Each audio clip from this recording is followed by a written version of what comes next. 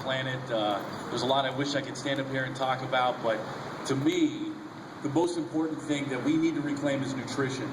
To me, that is the backbone. If we can get rid of this crap that's on our store shelves, that's what's going to wake people up. I mean, you know, starting like autism, asthma, birth defects, ADHD, all these things are on the rise. I mean, you know, you watch the news, you read the papers, and everything's telling you that, you know, people are living longer, healthier lives, and, you know, people are getting better, but I don't see that. If you look around you, everybody seems to be getting sicker, fatter, dumber. I mean, it's ridiculous. 80% of our store shelves now is GMO, processed, synthetic chemicals. I mean, most of what you're putting in your body is refined sugar. That's what your body breaks it down to.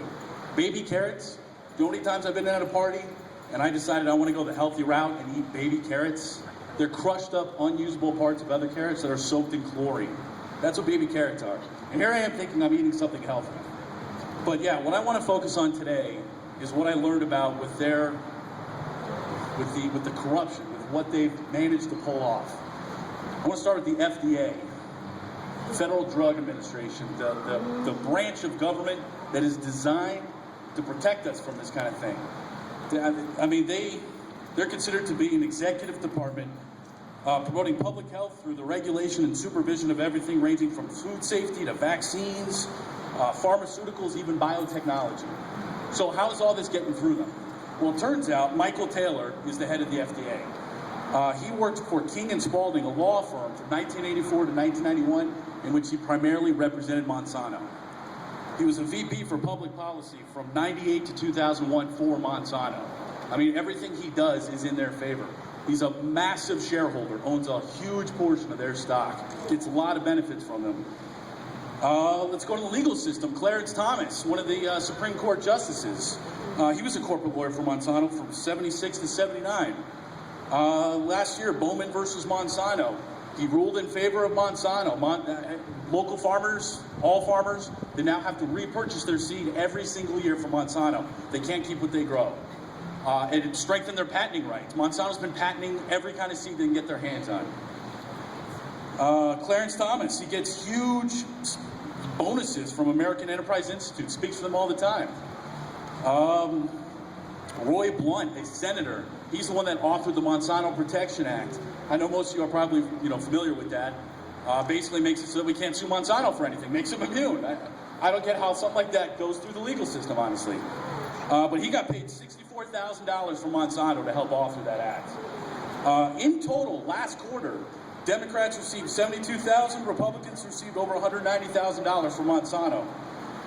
Third quarter of 2011, Monsanto paid out, and this is obviously what's on books. I mean, I don't know what's off books. $2 million towards lobbyists. 87 different senators and congressmen in total get paid off by Monsanto. And that's just in the U.S. There's U.S. diplomats pushing GMO crops. Craig Stapleton, he's a U.S. ambassador to France, partner with George W. Bush.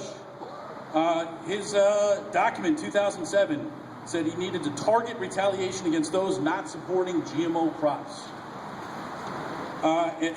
They've infiltrated the Social Security Administration, the Environmental Protection Agency, the Department of Defense, the Department of Commerce, the Department of State. They've got their hands in everything.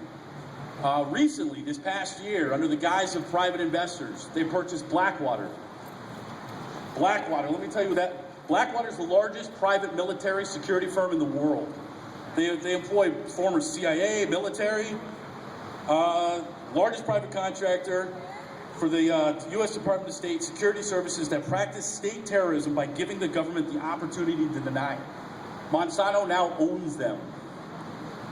Let's see, Congress, legal system, Blackwater. There's 69 companies underneath Monsanto. Kellogg's, Coke, Pepsi, Nabisco.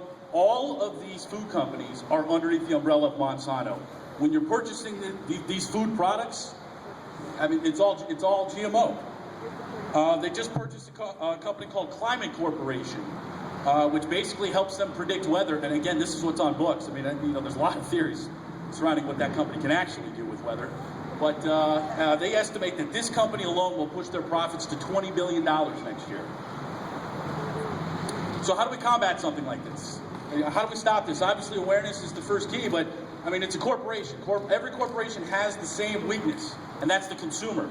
They have to go by what the consumer demand is. If the consumer stops purchasing these products, they have to adjust their tactics. So you need to start researching nutrition, organic food, what it really does. You don't need these pharmaceutical pills. You don't need this food. It's killing you. I mean, turmeric. Turmeric is a powerful anti-inflammatory. Fights viral infections, cancer, arthritis.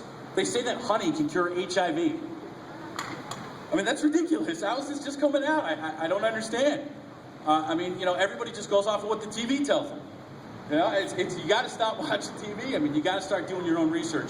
Nutrition is the key. If we can reclaim nutrition, if you can start getting your lives back, I mean, it's in your body wash, it's in your shampoo, it's in your toothpaste, it's in the tap water, it's in everything. You got to start figuring out what to cut out and how to reclaim your bodies back, and that will be the key to defeating Monsanto. Thank you.